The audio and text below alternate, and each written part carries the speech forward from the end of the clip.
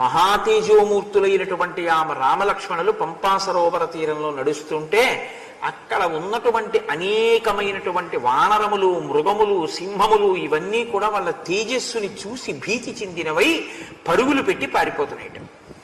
అలా పరుగులు పెట్టి పారిపోతున్న సమయంలోనే ఋష్యపోక పర్వత శిఖరము మీద సుగ్రీవుడు కూర్చున్నాడు. ఆయన చుట్టూ నలుగురు అమాత్యులు అంటే మంత్రులు కూర్చుని ఉన్నారు. అంటే అమాత్యులు కూర్చుని ఉన్నారు అంటే ఆయనకి అధికారం ఏది? రాజ్యంలోంచి బయటికి వెళ్ళిపోయాడుగా. అంటే వాళ్ళు రాజుగానే చూస్తారు, అది వాళ్ళ మర్యాద. ఆయన్ని హే రాజన్ అంటారు, రాజుగానే గౌరవిస్తారు. ఆయన కూడా వాళ్ళని మంత్రులుగానే గౌరవిస్తారు. అది ఎప్పటికీ ఉండిపోయే పదవి. ఇవాళ రాచరికం లేదని వాళ్ళు మంత్రులు కానివారు కారు. ఎప్పుడూ మంత్రాంగమును నిలుపుతుంటారు, అంటే సలహాలు ఇచ్చి నడిపిస్తారు. కాబట్టి వాళ్ళు సచివులే, మంత్రులే తప్ప ఆయనకి పదవి లేదు కాబట్టి ఇప్పుడు ఈయన మంత్రి కాదండి అనడానికి ఏమి ఉండదు. ఆ సుగ్రీవుడు ఆ శిఖరం మీద కూర్చుని ఉన్నటువంటి వాడు మిగిలినటువంటి వానరములన్నీ కదిలిపోయి మృగాలన్నీ పారిపోతుంటే ఆయన కూడా ఎందుకు ఇలా పారిపోతున్నాయని ఇలా చూశాడు.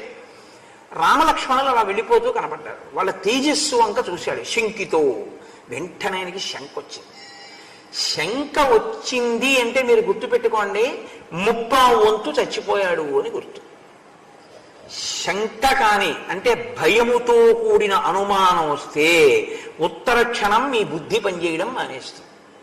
అందుకే భయంతో కూడిన అనుమానం రాకూడదు. ఇప్పుడు మీరు ఎక్కడైనా చూడండి, నేను చెప్పింది యథార్థమో కాదు.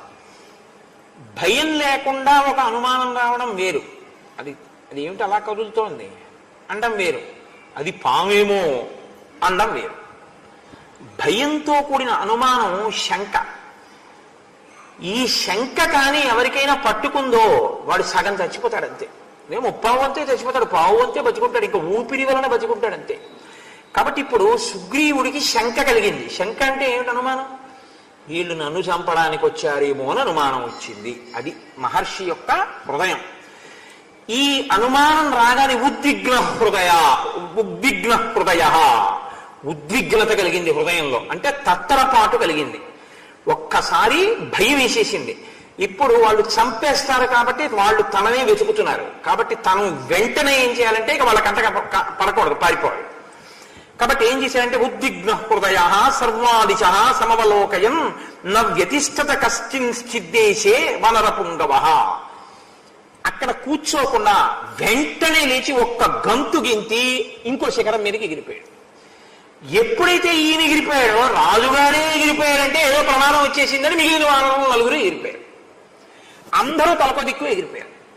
ఎగిరిపోయి వీళ్ళు ఎగిరిపోయిన వాడు ఇక్కడి నుంచి ఎగిరిపోయాడు కూర్చుంటాడేంటే, అమ్మో వాళ్ళ నలుగురు దూరంగా కూడా వెళ్ళిపోయారు.